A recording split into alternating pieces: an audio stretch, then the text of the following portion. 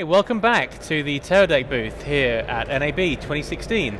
Our next guest is John from Canon Inc. Yes. Welcome. Still with us is Rodney Charters, DP extraordinaire, sometime Canon user, Yes. and good friend of News Shooters. He's acting as my co-host today. Now, John, I was going to say, what have you brought to show us? But as it turns out, as you can see, all I've brought is my charm and good looks. I don't have any hardware to show you, but hopefully you've got some pickups. We have got some pickups. So unfortunately, you only had 2 or 3 of the lenses here. They are very busy on the booth, but we're here to talk about 2 things. First, the Canon 18-80 cine lens. Yes. Cine servo. Cine servo. And then also the new ME200 SSH. SSH. And just because that's such an extraordinary, difficult thing to say and to remember, the S on the 200 refers to an S35 size sensor. The F on the 20 refers to a full frame sensor. So there's actually method in the madness of our well, let's start naming. with the lens because we're seeing pictures of the lens right now. So this is it, if you can see. So walk me through. What are we seeing? What we're looking at right here is the new 18-80, I believe. Yep. It is a lens that, in my humble estimation, is the beginning of a really significant series of lenses that the industry is ripe for. We have seen the adoption and the success of the EF lenses, specifically the L lenses in the cinema world. These are lenses in the $500 to $2,000 range. We have had tremendous success with our Cine Primes and our Cine Zooms. These are lenses that even in the prime focal length started at about $6,000. In the zoom ranges are $20,000, $25,000 lenses. Yeah. So there's this tremendous hole in the middle between these 2 series of lenses, and this new lens, this new 18-80 4.4, is, I believe, a significant product in terms of what it's introducing to the marketplace.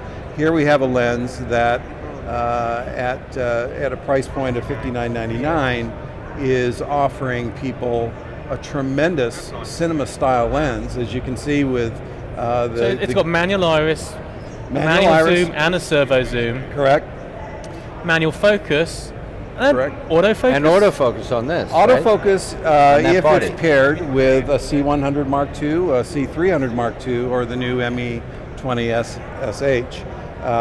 Any of our cameras that offer the dual autofocus capability will integrate fully automatically with this lens. Have you tried that autofocus? Do you know how quick it is? I have not yet had one in terms of a solo handheld, but I've had an opportunity in the last couple of days to play with the one that's on our show floor. There's actually only two working lenses that we're showing today. So that picture there, that shows that's the zoom rocket actually on the lens as it comes. The lens comes with that servo control. There's also an external tap so that you can run iris, zoom capability as well as focus through the servo.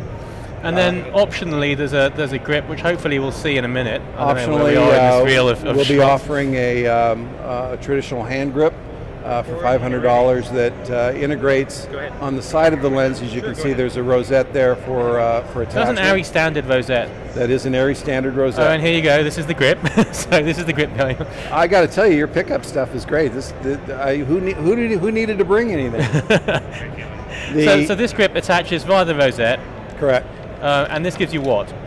This now gives you the ability to control the zoom.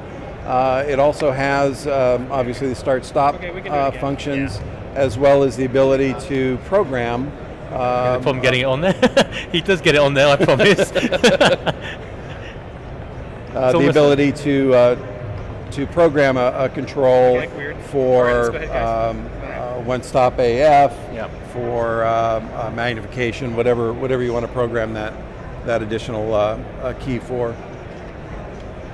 Okay, and it also can go, as you've got it here. We can also attach on an arm. This is a focus arm, but it could be anybody's ARRI rosette arm. And that puts it in a much better that gives you more of an ENG run and gun style configuration for the lens. So there you've got it. Rodney, what would you do with a lens like this? Well, this is a dual lens, frankly, for documentary especially. And I would love to see resolution alongside your short and medium range cinema zooms. Right. I'm sure coming from the same factory, it's in the same league. I'm hopeful it is. It's from what we've been told, and I can't tell you this from personal experience, but only what our engineers are telling us, is that they are perfectly color matched to all of the big glass. There's a 9-blade aperture in the lens, so we're going to get the same bokeh that we should be getting from our big glass.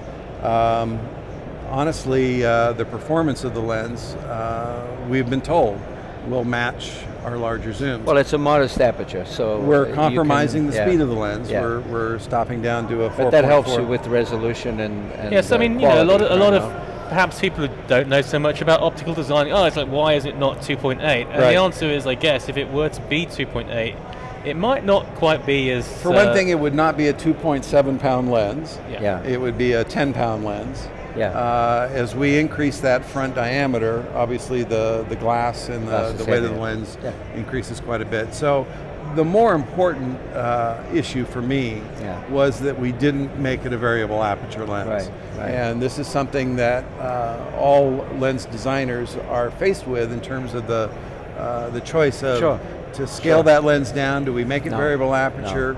And frankly, in the world of cinema, you just can't. You can't do it. You can't do it. No, it drives us crazy. I can't tell you how frustrating it is to get the end of a push and then suddenly everything goes dark and you have no compensation. You're always working wide open. Right. Now, frankly, if you want bokeh, you just put on a primer to 1.4 and you really get bokeh. Well, actually, we did test this, and there'll be some vision in a minute that shows the bokeh, certainly the long end.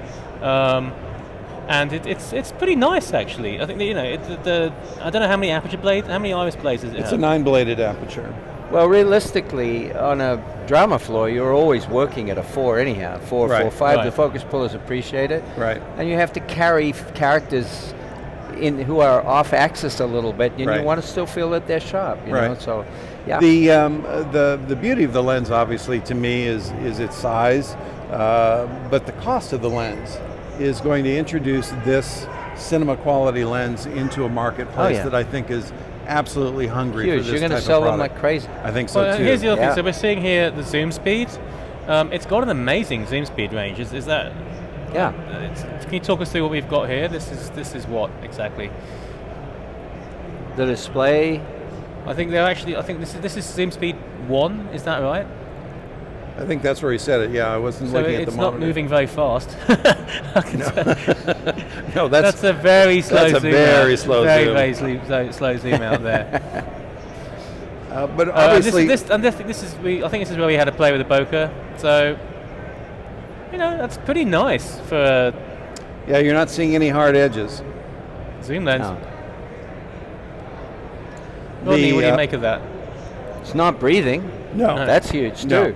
We're told that the breathing, the color, the resolution of the lens is very comparable to the bigger glass. So this is all tremendous news for us, those of us that are working with these lenses day in and day out.